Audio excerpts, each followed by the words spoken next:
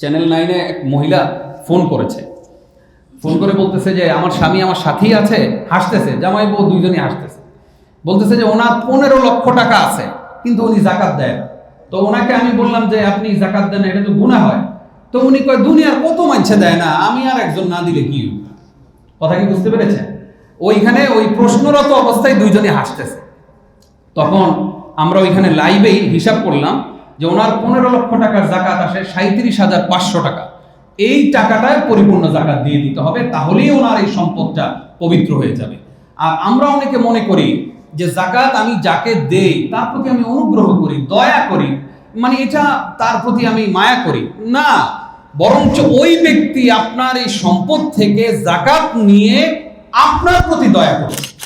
আল্লাহ রাব্বুল আলামিন সূরা তাওবার 60 নম্বর আয়াতে তিনি ঘোষণা করছেন, ইন্নামাস সাদাকাতু লিল ফুকারা'i ওয়াল মাসাকিন ওয়াল আমিলিনা আলাইহা ওয়াল মুআল্লাফাতি কুলুবুহুম ওয়া ফির রিকাবি ওয়াল গারিমিনা ওয়া ফি সাবিলিল্লাহি ওয়া ইবনিস সাবিল ফরিদাতাম মিনাল্লাহ।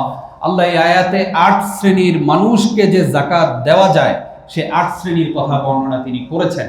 ফকির, মিসকিন, ঋণগ্রস্ত ব্যক্তি, জিহাদে যিনি চলে গেছেন আল্লাহর রাস্তায় ওই ব্যক্তি, এইরকম করে 8 শ্রেণীর 8টা খাত তিনি বর্ণনা করেছেন।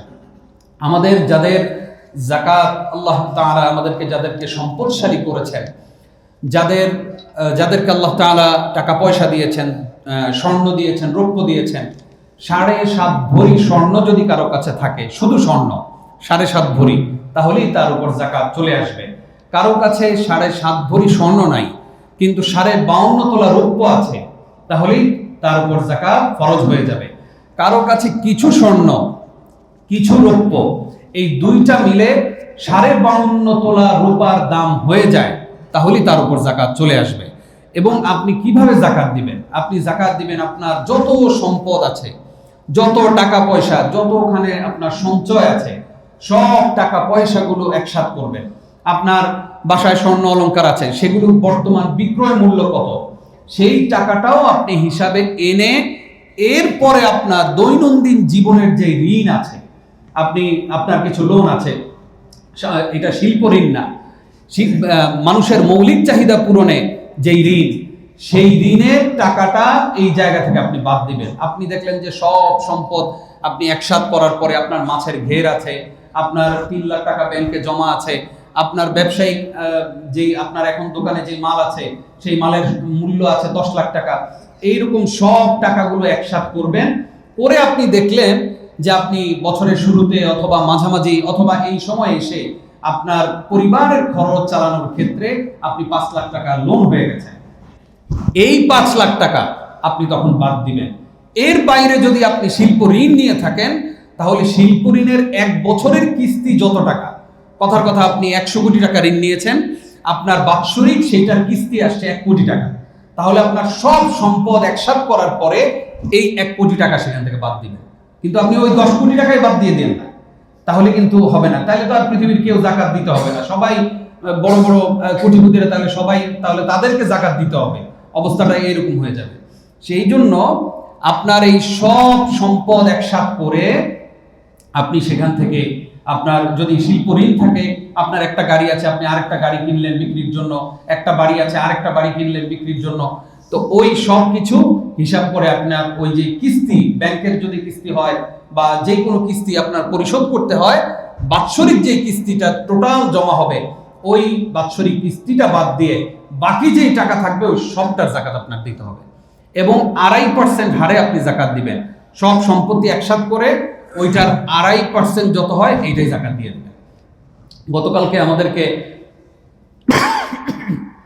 চ্যানেল 9-এ এক মহিলা ফোন করেছে।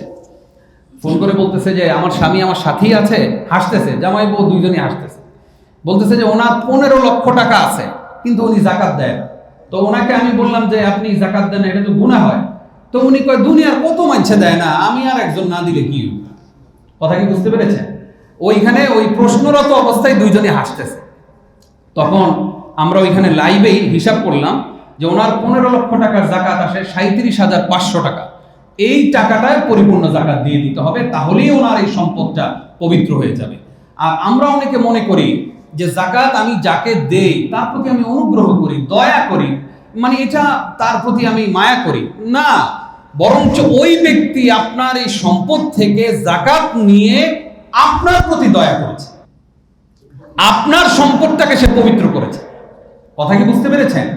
আপনি যাকে যাকাত দিলেন উনি আপনার যাকাতটা রিসিভ করাতে আপনার সম্পদটা পবিত্র হল, কারণ আপনার এই সম্পদে তার হক ছিল।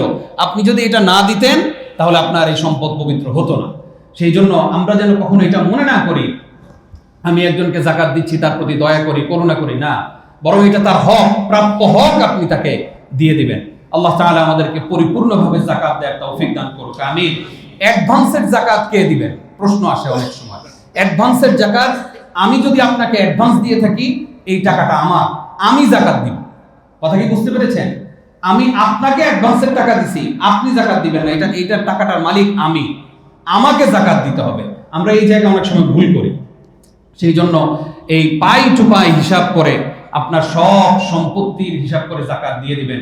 মনে রাখবেন, যদি আপনি যাকাত আদায় না করেন, নবী করিম সাল্লাল্লাহু আলাইহি ওয়াসাল্লাম বলছেন কিয়ামতের দিন একটা টাক মাথাওয়ালা সাপ, মানে যেই সাপের বিষ এতটাই বেশি, ওই সাপের বিষের কারণে তার মাথায় কোনো চুল নাই, মানে ওই টাক্কু সাপ আপনার গলায় পেঁচায় দেওয়া হবে এবং সে আপনাকে দংশন করবে। আরো আসতে বলেন নাউজুবিল্লাহ। সেই জন্য আমাদেরকে সতর্ক থাকতে হবে যে আমি কি করতেছিটা কি। সারা জীবন আপনি যাকাত দেন নাই, পাই টু পাই হিসাব করে যাকাত দিয়ে দিবেন। আল্লাহ তাআলা যেমনি ভাবে নামাজকে ফরজ করেছেন ঠিক তেমনি ভাবে যাকাত দেওয়া ফরজ। আমরা বাঙালিরা ইসলামটাকে কিভাবে বানাইছি দেখেন। আমরা ছোটকাল থেকে জেনে আসছি কালেমা, নামাজ, রোজা, হজ, যাকাত, মানে ঠেলতে ঠেলতে যাকাত নিয়ে 5 নম্বরে নিয়ে রাখছে। অথচ আল্লাহ রাব্বুল আলামিন কোরআনুল কারীমে যখনই নামাজের কথা বলেছেন তখনই যাকাতের কথা বলেছেন। ওয়াকিমুস সালাহ ওয়া আতুজ যাকাত, আকিমুস সালাহ ওয়া আতুজ যাকাত। অর্থাৎ ইসলামের যে 5টা পিলারের 1 নম্বরই হচ্ছে নামাজ, তারপরে হচ্ছে যাকাত। আর আমরা এটারে পাঠাইছি একবারে শেষের দিকে না। সেই জন্য যাকাত, নামাজ যেমনি ভাবে আমি আপনি ফরজ মনে করে পড়ি, যাকাতটাও তেমনি ভাবে আদায় করে দিতে হবে।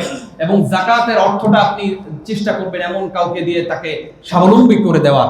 আল্লাহ তাআলা আমাদেরকে সেই তৌফিক দান করুক, আমিন।